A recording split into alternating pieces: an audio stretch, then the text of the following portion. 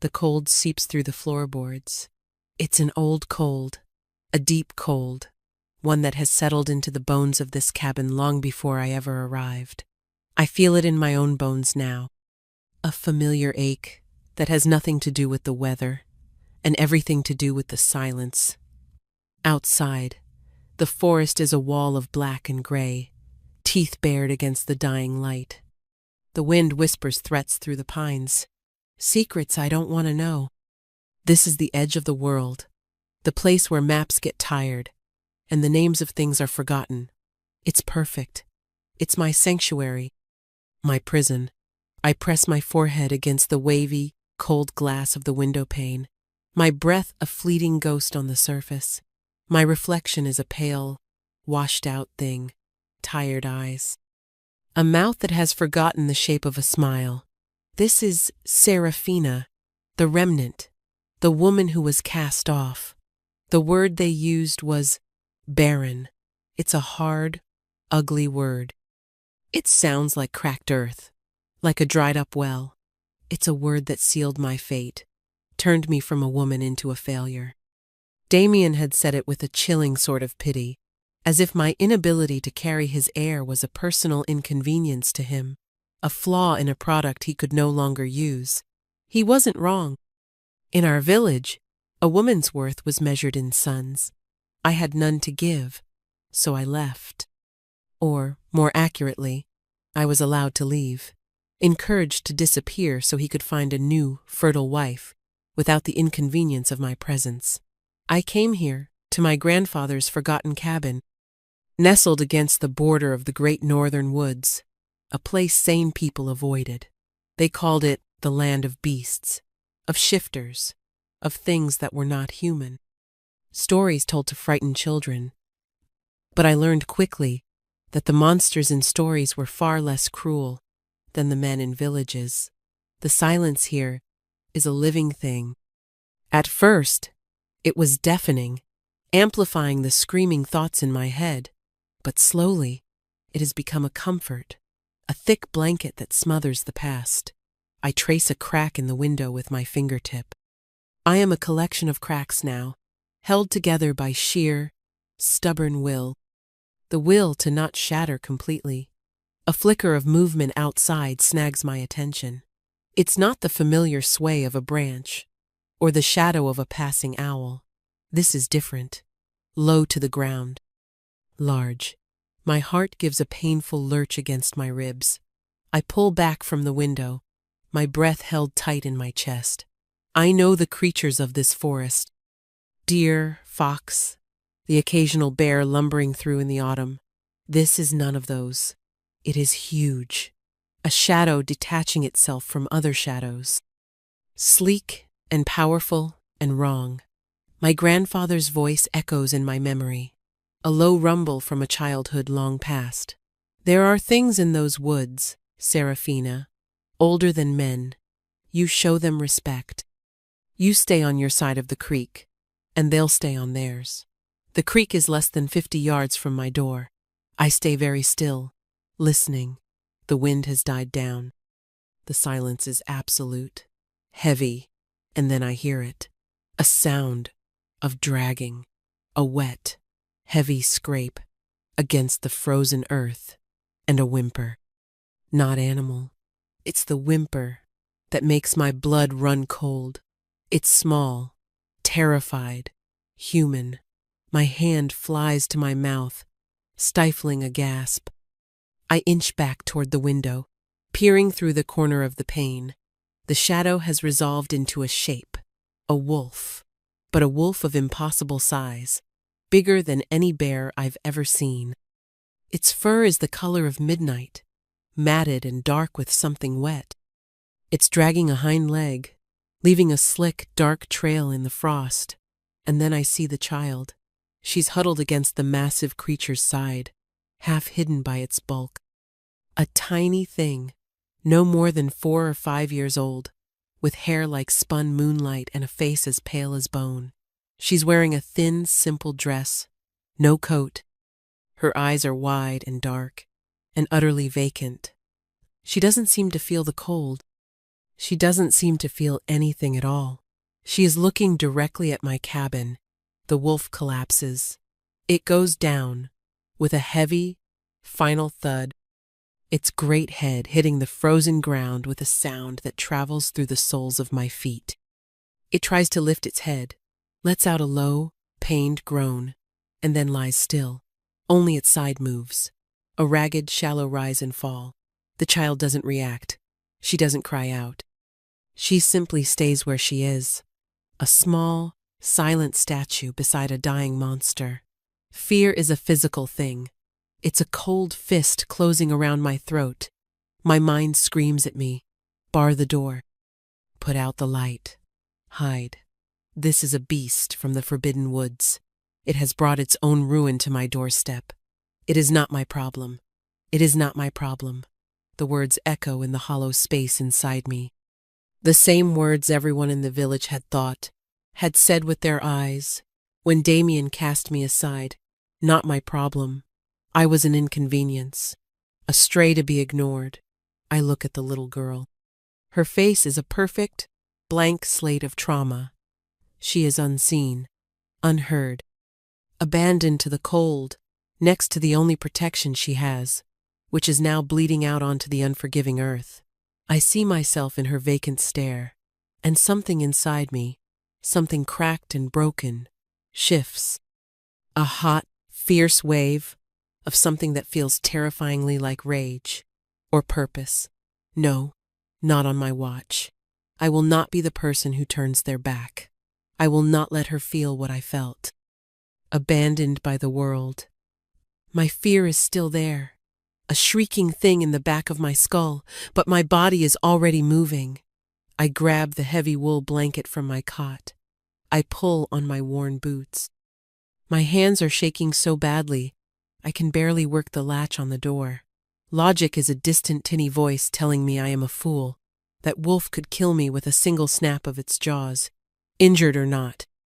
What if it's a trap? What if the child is a lure? I don't care. My compassion, the soft, stupid heart that has only ever brought me pain, is suddenly stronger than my fear. It's a revelation. I open the door. The cold hits me like a physical blow. The air smells of pine and blood. The little girl's head turns. Her eyes, empty as they are, fix on me. The wolf lifts its head a bare inch, a low growl rumbling in its chest. It's a weak sound, but the menace is unmistakable. It is protecting her, even now. It's okay, I whisper, my voice trembling, the words turning to mist in the air. I'm not going to hurt you. I want to help. I take a slow step forward, holding the blanket out like a peace offering. The wolf's growl deepens, but it doesn't have the strength to do more. Its golden eyes are sharp, intelligent, and filled with a desperate, raging pain. They are not the eyes of a dumb beast. I focus on the child. Hello, I say softly, my voice cracking. It's so cold. You must be freezing. She doesn't answer. She just stares. I take another step, and another, until I'm only a few feet away. The sheer size of the wolf is staggering. Its shoulder is as high as my waist. The wound in its flank is a ragged, dark mess, not a bite. It looks manufactured. A clean, vicious slice. I'm going to put this blanket around you.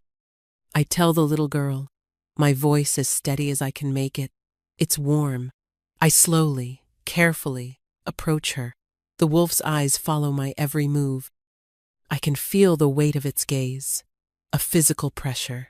It's assessing me, judging me. I reach the girl and gently drape the heavy wool over her small shoulders. She doesn't flinch. She doesn't lean into the warmth. She's like a porcelain doll. I wrap it around her, my fingers brushing her icy skin. Her eyes remain fixed on my face. There is nothing there. No fear, no relief, nothing. Can you come inside? I ask, my heart pounding. It's warm inside. There's a fire. Silence. The wolf lets out another pained groan, and its head sinks back to the ground. Its breathing is getting shallower. It's dying. If I leave it out here, it will be dead by morning, and this child will be alone. A choice. A threshold. My grandfather's warnings screaming in my ears. I look from the dying wolf to the ghost child. They are a package deal. I know this with a certainty that settles deep in my gut. I cannot save one without the other. I am inviting a monster into my home, my tiny, fragile, safe space. Okay, I whisper to myself, a shaky exhale. Okay. I turn back to the wolf. I need to help you, I say to it, feeling ridiculous. But you can't eat me, deal? Its golden eyes blink. Once. Slowly. It's probably just a reflex, but it feels like an agreement. Now for the hard part. I go back inside, grab the small deerskin rug from my hearth. It's not much, but it's better than dragging it across the frozen dirt. I lay it out beside the wolf. I need to move you, I say, my voice low and calm, the way you'd speak to a spooked horse. This is going to hurt. I'm sorry. Getting the massive creature onto the rug is a nightmare. It's impossibly heavy, a dead weight of muscle and bone. The wolf seems to understand what I'm trying to do. It makes a weak effort to shift its weight, a guttural sound of agony tearing from its throat as it moves. The smell of its blood is thick in my nostrils, metallic and raw. I pull. I grunt. I heave. My muscles scream in protest. Inch by agonizing inch, I drag the rug and its terrible burden across the threshold and into the single room of my cabin. The monster is inside. I collapse against the now closed door, my lungs burning, my body trembling with exertion and terror. The cabin feels impossibly small now, crowded by the presence of this giant dying creature. The little girl has followed me inside. She stands by the wolf's head, her hand resting lightly on its massive brow, the blanket pooled around her feet. She is still silent, still watching me. The wolf's ragged breaths fill the room. I have crossed a line. There's no going back. My quiet, lonely world has just been invaded by a nightmare and its ghost. And for the first time in a long time, the silence is gone, replaced by the sound of a life struggling to hold on. The first 24 hours are a blur of adrenaline and fear. I work on instinct, drawing on the long-forgotten lessons my grandfather taught me about animal husbandry and herbal remedies. He was a man of the earth, and some of his knowledge stuck. First, the wound. I boil water, my hands shaking as I gather my meager supplies. Clean rags, the strong thread and needle I use for mending my clothes, and a jar of potent, foul-smelling salve he taught me to make from yarrow and comfrey root. Good for closing wounds and fighting infection. Approaching the wolf is the hardest thing I've ever done. It lies on the rug, its eyes tracking me, a low warning rumble starting in its chest as I kneel beside it with the bowl of hot water. Shh, I murmur, my voice thin. I know. I'm sorry. This has to be done. The little girlie started calling her Aurora in my head, the name of a distant, silent staress, a constant, quiet presence at its head. She watches me with those unnerving, empty eyes. I dip a rag in the water. I have to clean it, I say to the wolf, to the girl, to the cabin itself. It's going to hurt.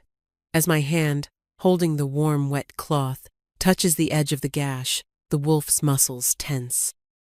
A snarl rips from its throat, lips peeling back to reveal teeth like daggers. A wave of pure, primal terror washes over me. I freeze, my hand hovering. This is it. This is where it kills me. But then, something happens. The little girl, Aurora, lays her tiny hand on the wolf's giant snout. She doesn't say anything. She just touches it. The growl subsides into a low, pained whine. The wolf's gaze softens, just for a second, as it looks at her. Then its golden eyes, shift back to me. They are filled with agony, but also resignation, permission. My heart is hammering against my ribs like a trapped bird. I take a shaky breath and begin to clean the wound. It's deep and brutally clean, as if carved by a blade, not a claw or tooth mark. This was deliberate. My fingers work gently, washing away the dirt and dried blood, exposing the raw muscle beneath. The wolf shudders, whimpers low in its throat, but it doesn't move to stop me. It endures. Stitching the wound is even worse. The needle seems so small, so inadequate for such a task. Each push of the needle through its tough hide makes its body flinch. I whisper apologies the entire time, my voice a constant soothing hum. "I'm so sorry. Almost done. You're so brave." Just a little more. When I'm finished, my own shirt is soaked with sweat. I slather the wound with a dark, thick salve. The wolf smells of herbs and blood now. It seems utterly exhausted, its eyes half closed. Through it all, Aurora watches, silent, judging. Next, the child. She needs food, to warmth. Something. I heat what's left of my venison stew, the smell filling the small space. I pour some into my only other bowl and approach her carefully. "You must be hungry," I say, holding it out. She looks at the bowl, then back at me. No reaction. I place it on the floor near her. I sit on my cot across the small room, trying to seem as non-threatening as possible. "It's good," I say. "I made it myself." We sit in silence for what feels like an hour. The wolf breathes raggedly on the floor. Aurora stands by its head. I sit on my cot. The stew grows cold. Finally, defeated, I retrieve the bowl. She hasn't touched it. I try again with a piece of bread, with a cup of watered-down milk from the goat I keep out back. Nothing. She won't eat. She won't drink. She won't speak. She is a stone. The days settle into a strange, tense routine. Morning. I check the wolf's wound. I offer Aurora food. Midday. I do my chores, milking the goat, checking my snares, always aware of the two silent beings in my cabin. I leave the door ajar, hoping the fresh air helps, but a part of me is terrified of what might be drawn to the smell of blood. Evening. I clean and redress the wound. I try to feed Aurora again. I light the single lamp, and the world shrinks to the four walls of this room. The most unnerving thing is the healing. The wolf is healing at a rate that is not natural. What should have been a fatal wound, or at least one that would fester for weeks, is closing with impossible speed. Within 3 days, the stitches are pulling tight on newly formed skin. By the 5th day, the gash that was deep enough to expose bone is just a raw, pink line. It's supernatural, undeniable. My grandfather's stories whisper at the edges of my mind. Shifters.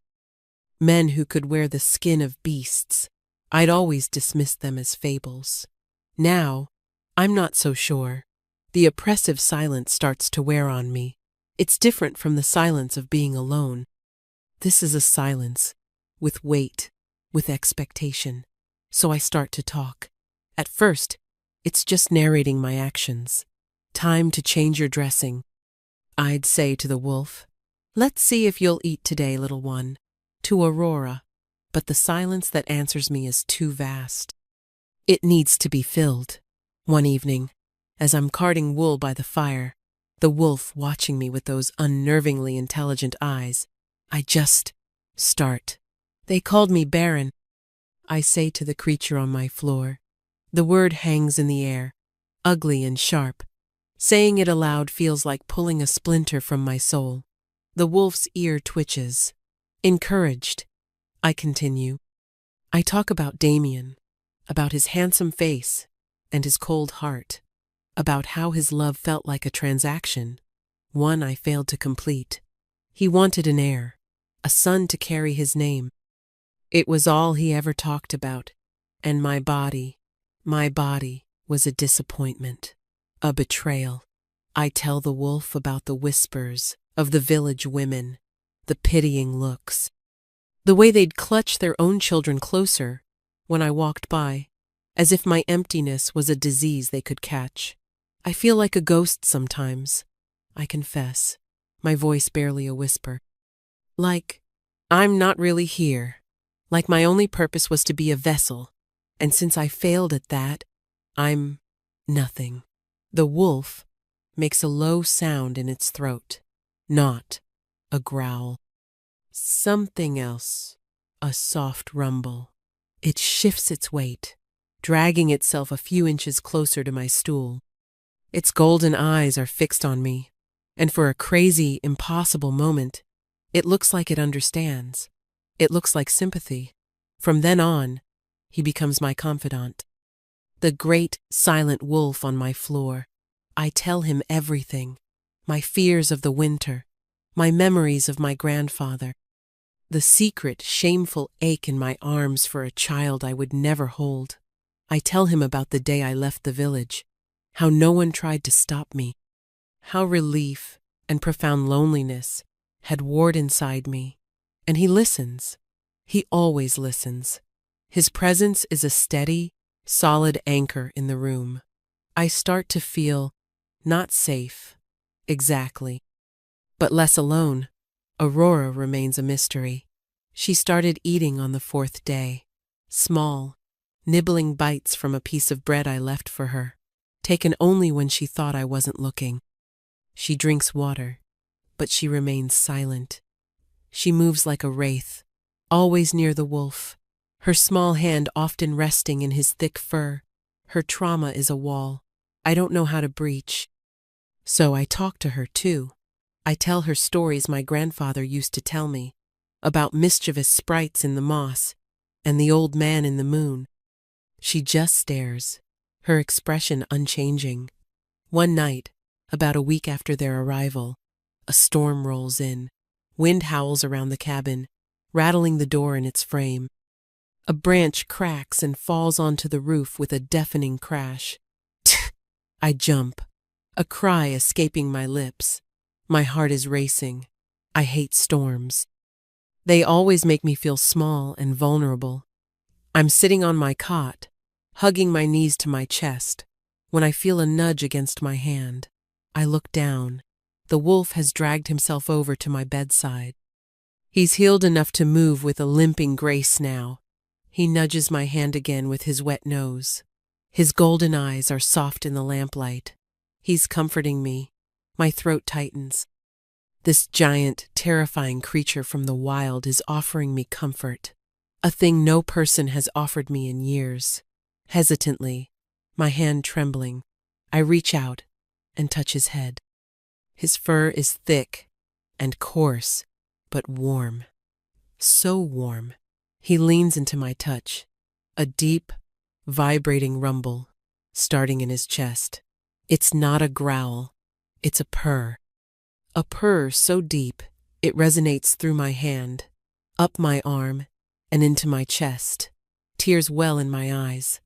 I don't know why, for the kindness of it, for the shock of it.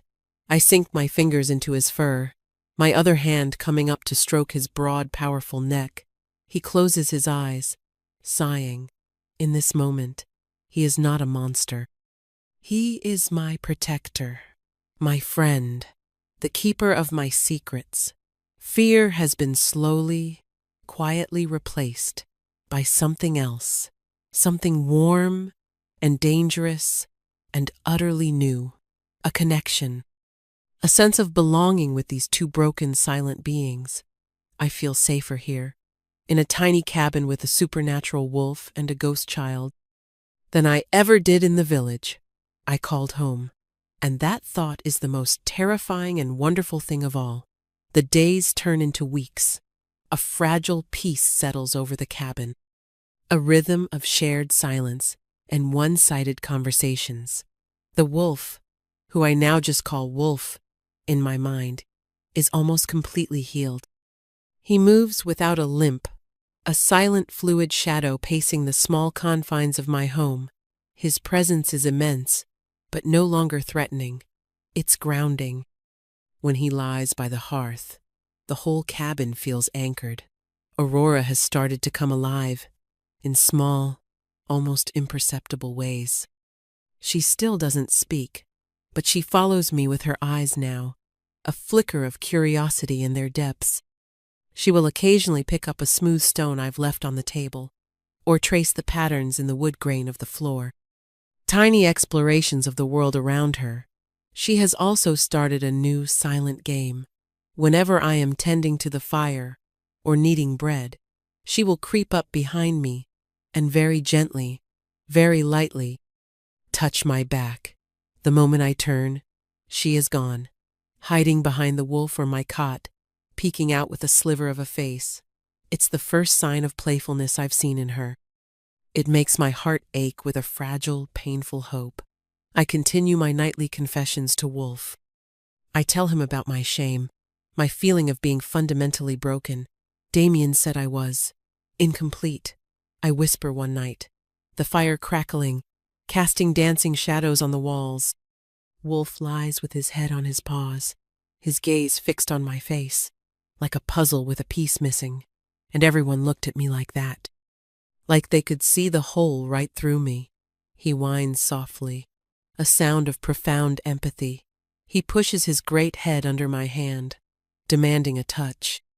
I stroke his fur, the repetitive motions soothing my frayed nerves. His warmth is a constant comfort, but the world outside the cabin does not forget. It comes on a Tuesday. The air is crisp and cold, the sky a brilliant, cloudless blue. I'm outside, splitting firewood, the rhythmic thud of the axe, a satisfying punctuation to the morning's quiet. Wolf is inside with Aurora. He never strays far from her. A sound makes me pause, axe held mid-swing. It's the sound of a horse, more than one, and men's voices. A cold dread, sharp and familiar, snakes its way up my spine. No one ever comes here. No one.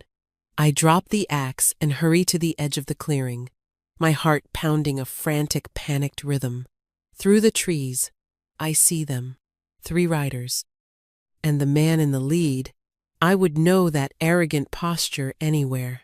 Damien. He looks just the same, handsome, confident, dressed in a fine woolen cloak that probably cost more than this entire cabin. He's laughing at something one of his companions said. My blood runs cold. What is he doing here? How did he even find me? I back away slowly, my mind racing. I have to get inside. I have to protect them, protect my strange, silent family. I slip back into the cabin, my hands shaking as I bar the door. Wolf is instantly on his feet, a low growl already vibrating in his chest. He senses my fear. He senses the threat.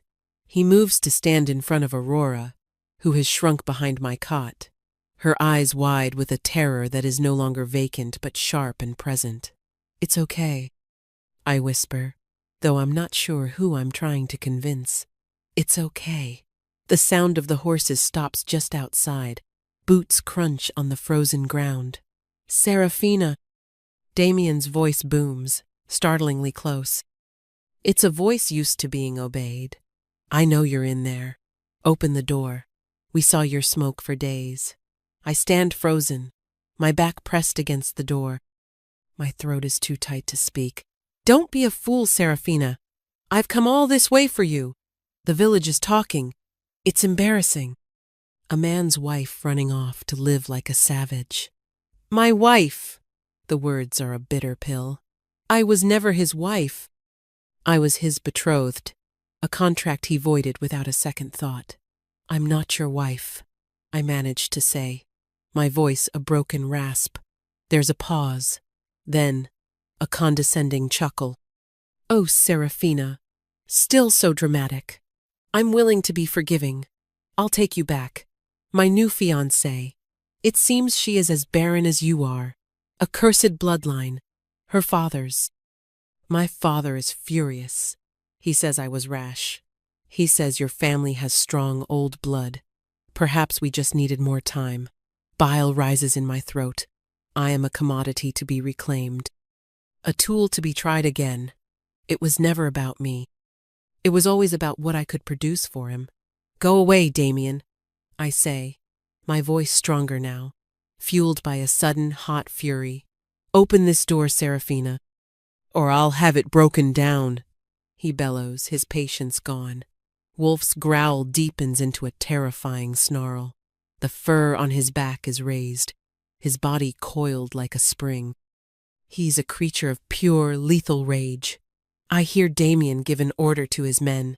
The heavy thud of a boot against the door makes the whole cabin shake. Stop! I scream. Another thud, stronger this time. The wood groans, and then Wolf acts. With a roar that is more lion than wolf, he launches himself not at the door, but at the window. He shatters the frame and the glass in an explosion of wood and crystal, landing outside with a terrifying grace. Screams, men shouting in terror. The panicked whinny of a horse. I scramble to the broken window, my heart in my throat. The sight is one of pure, primal violence. Wolf is a whirlwind of black fur and flashing teeth. He's not trying to kill them, I realize. He's terrifying them. He disables one man by seizing his arm, shaking him like a doll, and tossing him aside. He lunges at the horses, sending them scattering in panic. Damien is frozen in shock for a second, his handsome face a mask of disbelief and terror. Then his expression hardens. He scrambles for the hunting rifle that was strapped to his saddle. No!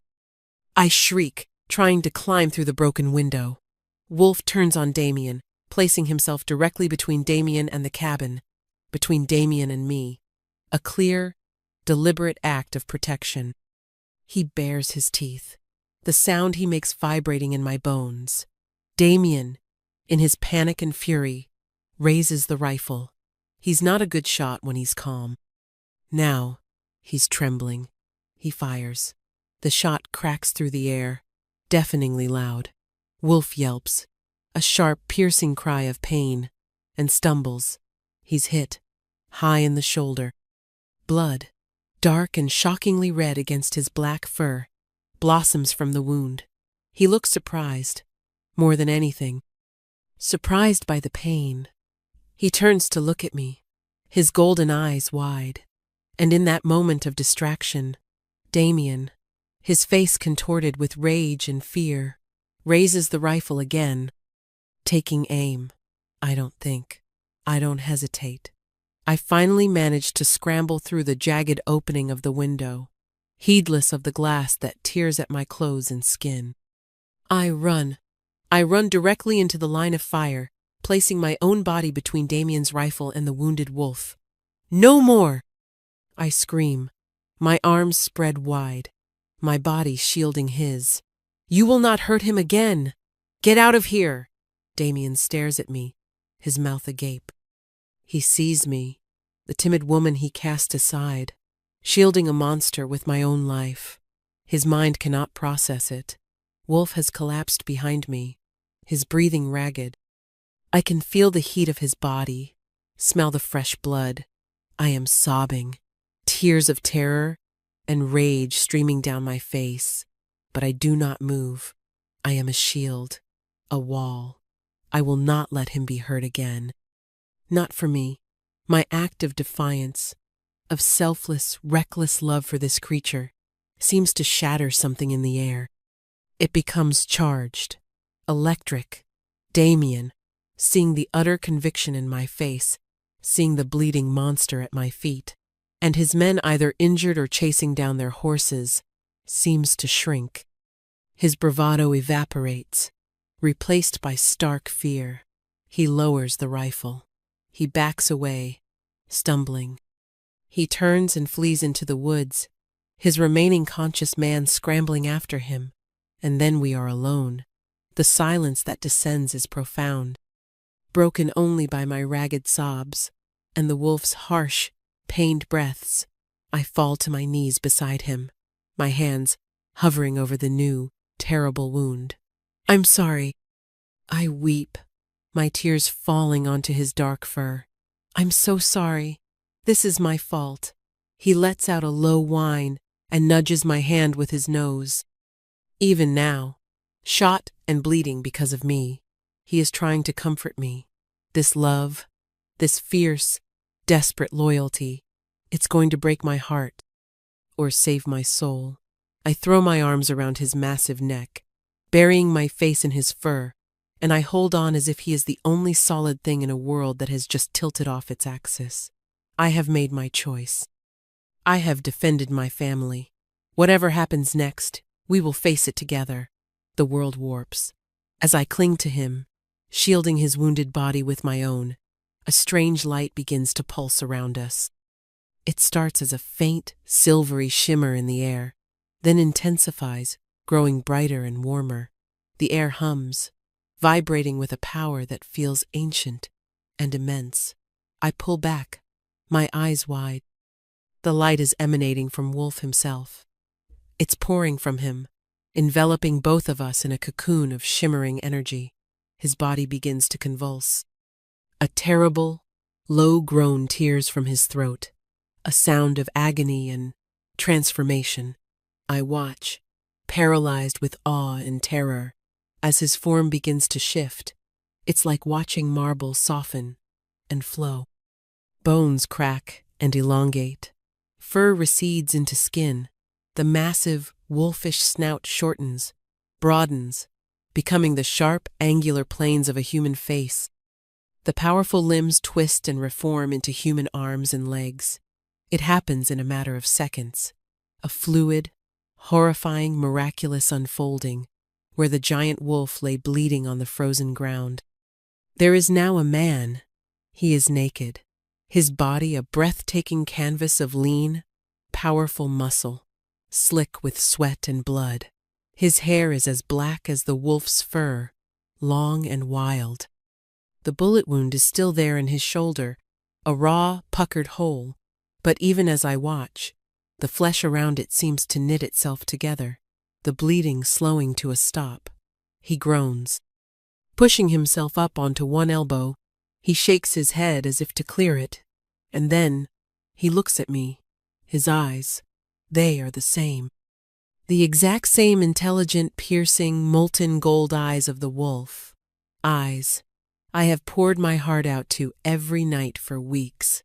My breath catches in my throat.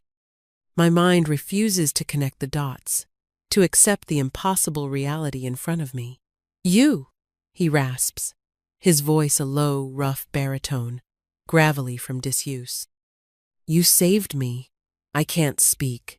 I can only stare, my entire world crumbling and rebuilding itself on a foundation I don't understand. Wolf, my wolf, is a man. A small sound from the cabin doorway makes us both turn. It's Aurora. She stands there, framed by the broken window, her knuckles white where she grips the wood. Her eyes, for the first time, are filled with a clear, lucid emotion, fear and hope. She looks at the man on the ground, and a tiny, choked sound escapes her lips. Papa? The word is a fragile whisper, the first sound I have ever heard her make. It shatters the last of my denial. The man her father looks at her, and his hard, pain-filled expression softens into one of pure, heartbreaking love. Aurora? He breathes. He tries to get up, to go to her, but he's too weak. He sags back, hissing in pain as his shoulder protests the movement. I am caught between them, a stunned spectator in a drama far older and deeper than I can comprehend. The man on the ground, the alpha, the father, the shifter from my grandfather's tales, and me, the human woman who talked to a wolf, who healed him, who confessed her deepest secrets to him. He heard it all. A hot, mortifying blush creeps up my neck. Every whispered confession, every tear shed in the firelight, every secret about Damien and my own brokenness, He heard it all. As a wolf, as a man, his golden eyes find mine again. There's no mockery in them, only a deep, profound gratitude, and something else, something intense and possessive that makes the air crackle. My name is Theron, he says, his voice gaining a little strength. I owe you my life, both our lives. Theron, the name sounds like legend. I finally find my voice, but it's just a whisper. You're real. A grim, tired smile touches his lips. More real than you know. He glances at the retreating figures of Damien and his man, now just specks in the distance. Your ex-partner? The question is loaded. He knows everything. He knows the entire pathetic story. I can only nod, unable to look at him, staring instead at a crack in the frozen earth. He will not trouble you again, Theron says. And the words are not a promise, but a statement of absolute fact. The authority in his voice is immense. It's the voice of a king, the Alpha King. The title springs into my mind, unbidden, from the old tales. The leader of the shifter clans in the great woods. I have been housing royalty, and I didn't even know it.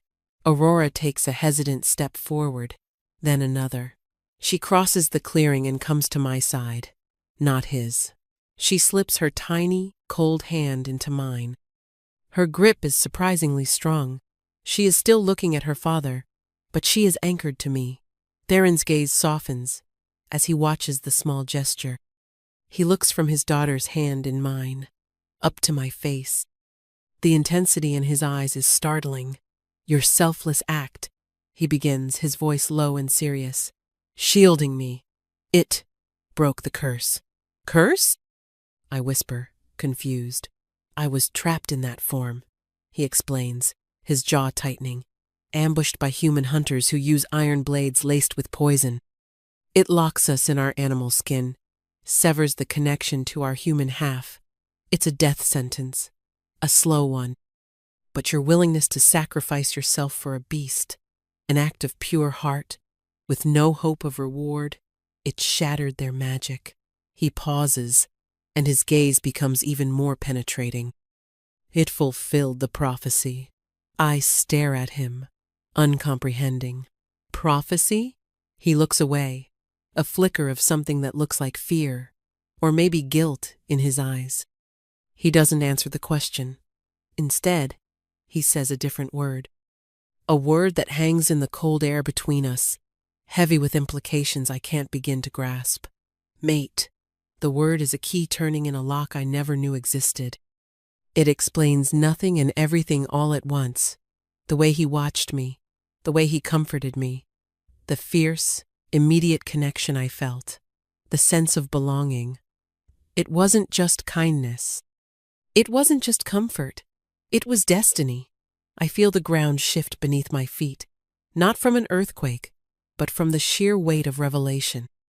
My entire life, my lonely, broken existence, has just collided with a world of magic, prophecy, and fated mates, and I am standing at the very center of it all, with the hand of a silent child in mine, and the golden eyes of a king fixed upon me.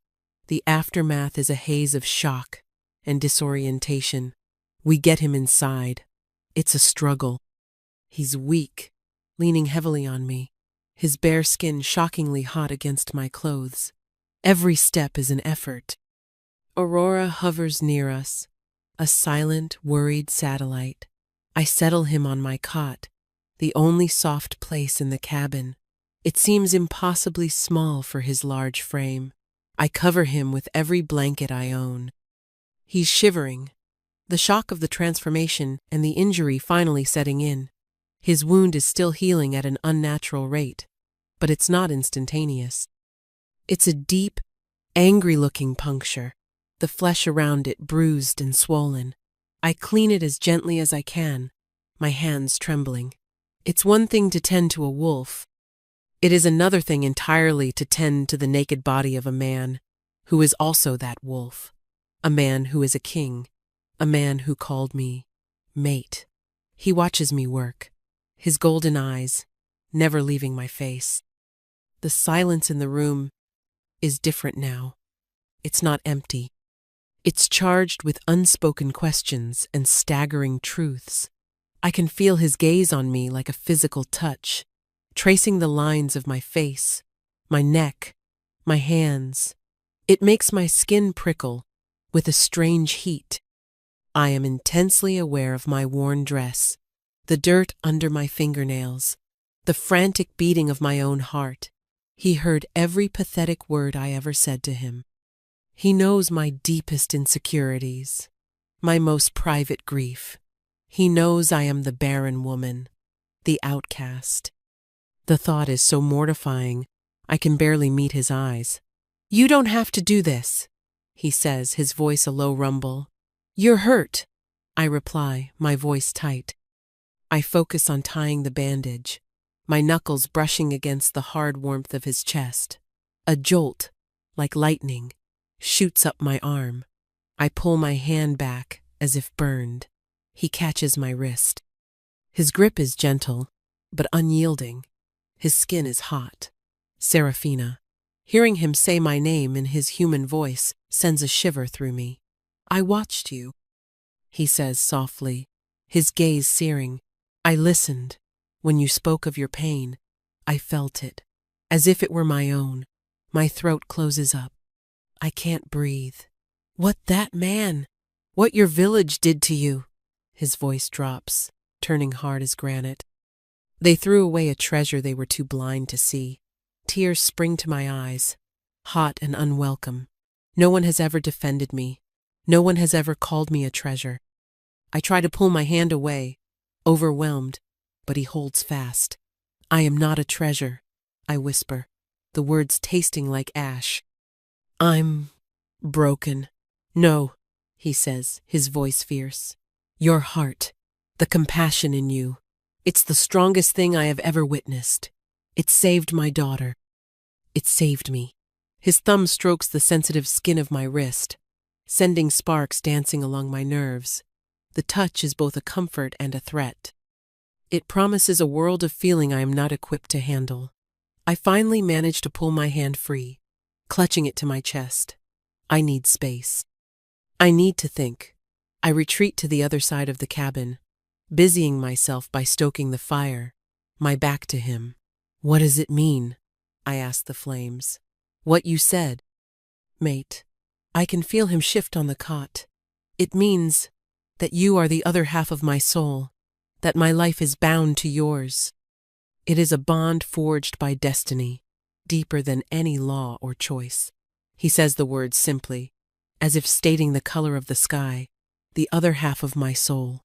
The idea is too big, too overwhelming.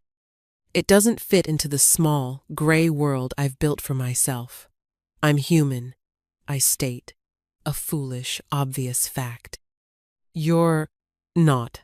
"It doesn't matter," he says. "It is rare, but it happens. The fates do not care for the boundaries of species." I turn back to face him. He is watching me with a pained, intense expression. "I don't want this," I say, the words rushing out before I can stop them. I can't be what you think I am. I'm nobody, an outcast, a barren woman from a human village. And you are a king." He flinches as if I'd struck him. "That word," he says, his voice tight with pain. "Barren. Do not ever use it to describe yourself again." "It's the truth," I insist, my voice trembling. "It's why I'm here. It's who I am. It is a label given to you by small, cruel people," he counters, trying to sit up, hissing in pain as his shoulder protests. "It has no meaning here." It has no meaning to me. He looks so fierce, so protective, so full of a conviction I've never seen. A part of me, a deep, lonely part, wants desperately to believe him. But fear is an old, familiar friend. "You should go," I whisper. "As soon as you are strong enough, you and Aurora, you should go back to your people." "And leave you here?" he asks, his voice incredulous. Never. I was fine before you came. I lie. No, he says softly, his golden eyes seeing right through me. You were not fine. You were surviving. I heard your loneliness every night, Serafina. I felt it in this room. He is stripping me bare, layer by layer with his words. He is seeing me, all of me, and it is terrifying. This is my home, I say weakly. Your home is with me now, he states, not as a command, but as an undeniable truth. With our pack, with our family, our family.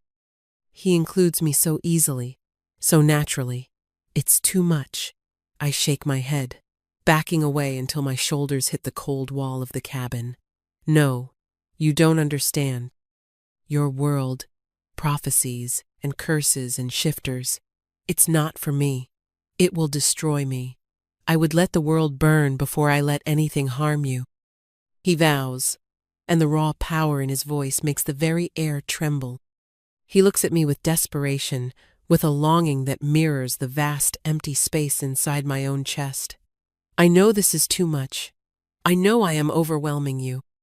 But I cannot, I will not, lose you. He is pushing me, and I am pushing back, and we are at an impasse, a standoff between his world and mine, between destiny and fear, and then the stalemate is broken by the smallest of things. Aurora, who has been watching us with wide, worried eyes, walks to the center of the room. She looks at her father, so large and powerful even when wounded on my tiny cot.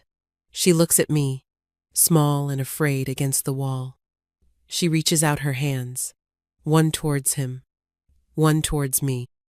An offering, a bridge. Her gaze pleads with us. Her silence is more eloquent than any words. I look at her small, outstretched hand. She has been through so much trauma. She has lost her voice. She has just gotten her father back from the brink of death. And now she sees him fighting with the only other person who has shown her kindness. My heart breaks for her. Slowly, I push myself off the wall. I walk to her and take her small hand in mine. It's still cold. Theron watches me, his expression softening, his breath caught in his throat. I lead Aurora to the side of the cot. I look at Theron, at the raw vulnerability in his golden eyes. He is a king, a powerful shifter, but right now, he is just a man.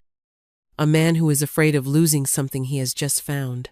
I am still afraid, but my compassion for this little girl, and for the wounded man on the bed, is stronger. I take his hand. His skin is hot, his fingers long and strong, his wrap around mine, instantly, desperately, and so we stand, a broken, mismatched chain. The king, the outcast, and the silent child. Aurora looks at our joined hands. A small, almost imperceptible smile touches her lips. She then looks up at me, her eyes clear and focused, and she speaks her second word, a word directed at me, a plea, a command, a statement of fact. Stay. The word is a tiny, perfect arrow that pierces straight through the armor around my heart. Stay. Theron's breath hitches. His grip on my hand tightens. He looks at me, his eyes shimmering with unshed tears. I listened to you for weeks, he confesses, his voice thick with emotion. I heard you talk about the child you ached for, the family you thought you could never have. He lifts our joined hands, his gaze dropping to where Aurora still holds on. Serafina, look, it's right here. He's right. All my grief, all my loneliness, all my feelings of being broken and worthless, they were rooted in the belief that I could never have this, a family. A child's hand in mine, the loving gaze of a partner. And here it is, offered to me, a strange, magical, terrifying family that crashed into my life. My fear doesn't vanish, but for the first time, hope is stronger. I was so afraid. I whisper, the confession tasting of salt and relief. "So was I," he admits, his voice raw. "I was trapped, dying, watching you, so kind and strong, and unable to tell you, unable to touch you as a man. It was a torment. I think I fell in love with a wolf," I say, a hysterical little laugh bubbling up in my chest. "And I fell in love with the woman who saved him," he replies, his voice dropping to a husky whisper. He tugs gently on my hand, pulling me closer. I don't resist. I lean in, my free hand coming up to cup his jaw. His skin is rough, with stubble, and warm, so wonderfully warm. His golden eyes search mine, asking a silent question. I answer by closing the small distance between us. The kiss is not what I expect. It's not a kiss of rampant passion or conquering force. It's a kiss of homecoming. It's gentle, hesitant at first. A soft meeting of lips that tastes of salt from my tears, and a deep, wild magic that is purely him. It's a kiss that speaks of gratitude, of relief, of a longing so profound. It feels like it has spanned centuries. His hand comes up to cradle the back of my head, his fingers tangling in my hair as if he's afraid I'll disappear. The world outside the cabin, the world of Damien and villages and cruel words, fades away into nothing. There is only the warmth of the fire, the solid presence of him, the small hand of his daughter holding mine, and this kiss that seals a promise I'm only just beginning to understand. It is a kiss that says stay, and in my heart, I finally, truly, answer, I will. 3 months pass, 3 months of transformation, not just for Theron as he healed, but for me. For us. We left the cabin behind. Theron's people came for us a week after his change. They arrived not as a war party, but as a silent, reverent procession. Magnificent wolves of every color gray, tawny, snow-white, emerged from the trees, their eyes intelligent and wary. They transformed into men and women as they approached, their clothes simple, made of leather and fur. They looked at me with a mixture of awe and suspicion. The human who had saved their king, the journey to their settlement, deep in the heart of the woods, was a dream. Theron, now fully healed and radiating an aura of calm authority, carried Aurora, who refused to be more than a few feet from either of us. I rode on the back of a gentle silver-furred wolf, who, I learned, was Theron's second in command, a stern-faced woman named Celeste. Their home is not a village of huts, but a stunning network of dwellings, built into the embrace of giant, ancient trees, connected by rope bridges and winding staircases carved from living wood. It's a place that breathes with the forest, a testament to a life lived in harmony with nature, not in opposition to it. They call it Silverwood. At first, my presence was a disruption. I was an outsider, a fragile human, in a world of breathtaking power. They were polite, deferential because of Theron's decree, but distant. I could feel their eyes on me, wondering what their alpha king saw in this quiet, plain woman. They value strength, prowess, and fertility. I possessed none of their virtues. Theron never wavered. He presented me not as a rescued stray, but as his mate, his Luna, his equal. He did it in a formal ceremony in the great hall, a vast, open-air chamber at the heart of the largest tree.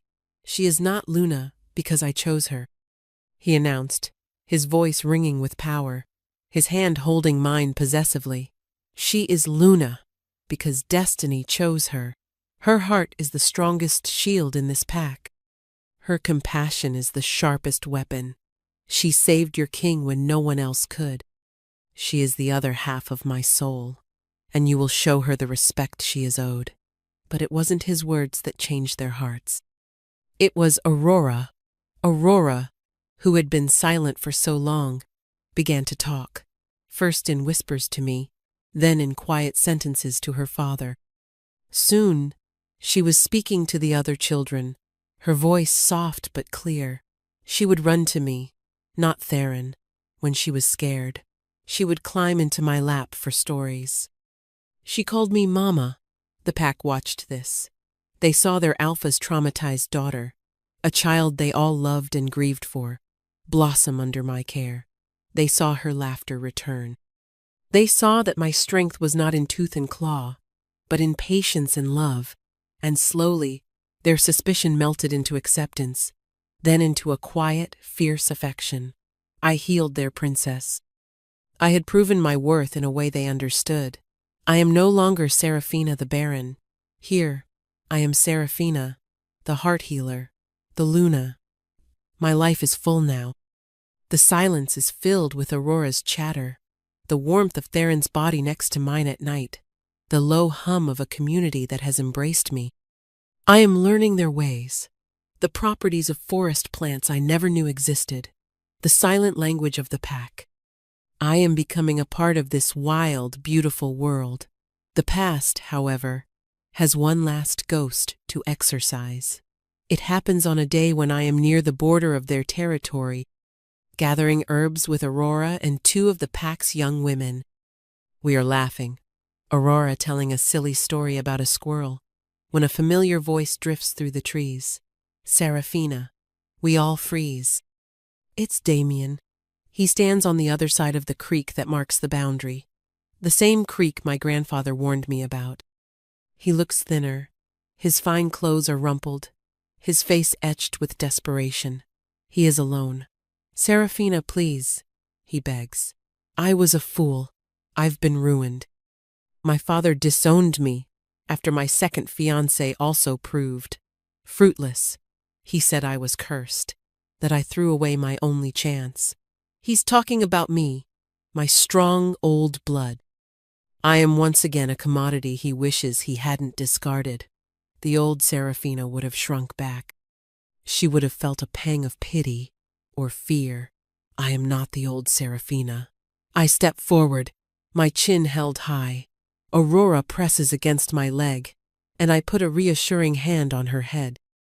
The two shifter women with me move to flank me, their eyes narrowed, their posture shifting into something predatory.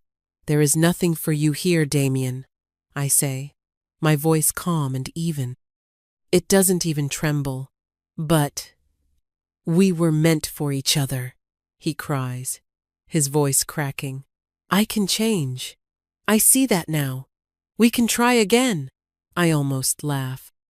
The absurdity of it, the sheer, pathetic arrogance. Before I can reply, a low growl sounds from the woods behind me. Theron emerges from the trees, moving with the silent, fluid grace that still takes my breath away.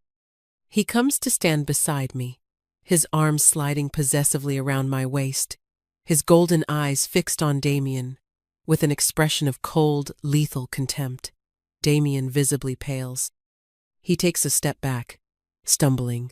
The sight of us together, the powerful Alpha King, the confident woman in his arms, the beautiful child clinging to her legis, a tableau of everything he has lost, everything he threw away. He is looking at my new life, my new family, my happiness. I believe my mate has already given you your answer, Theron says, his voice a low, dangerous purr. This land is ours. You are not welcome here. If you ever show your face near her again, this creek will not be enough to save you.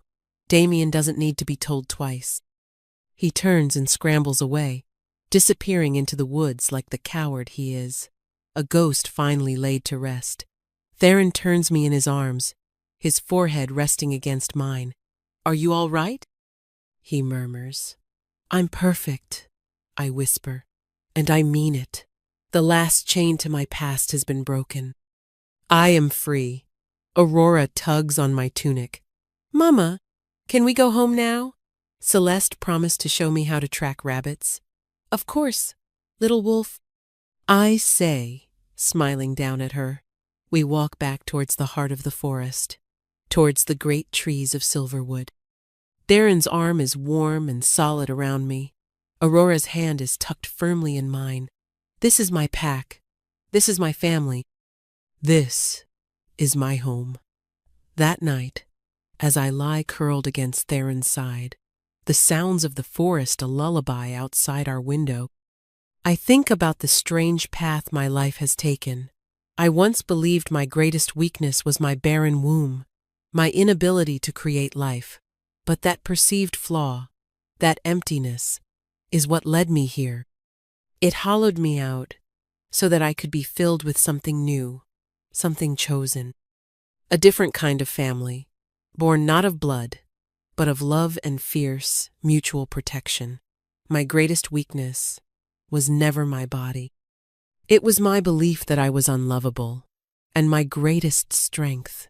It was the foolish, compassionate heart that Damien so despised, the heart that refused to let a child and her guardian die in the cold, the heart that chose empathy over fear. That heart saved a king. It healed a princess, and in the end, it saved me. Theron stirs, his hand finding mine in the dark. He brings it to his lips and kisses my knuckles. "What are you thinking about?" he whispers. I smile into the darkness, my heart so full it feels like it might burst. "Everything," I say. "I'm thinking about everything."